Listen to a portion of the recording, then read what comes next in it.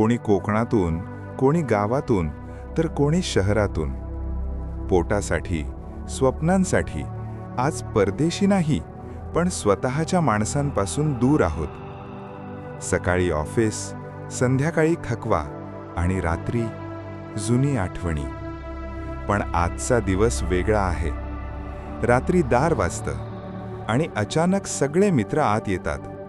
हातात एक छोटासा केक, डोळ्यात मोठं प्रेम आणि ओठांवर एकच वाक्य, अरे वाढदिवस आहे आज आपल्याच माणसाचा.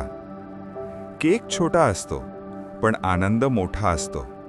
मेणबत्त्या कमी असतात पण आठवणी खूप असतात. कोणी म्हणतं, यार गावात असतोस तर आज मोठा कार्यक्रम झाला असता. तर दुसरा म्हणतो, पण इथे आहोत ना आपण, हेच खूप आहे. हसता हसता डोळे ओले होतात, कारण प्रत्येकाला माहीत असतं हा आनंद क्षणिक आहे. उद्या पुन्हा तेच ऑफिस, तेच काम आणि तेच आयुष्य. पण आजची रात्र फक्त मैत्रीसाठी. आज कुणी श्रीमंत नाही, कुणी गरीब नाही. आज सगळे फक्त मित्र आहेत.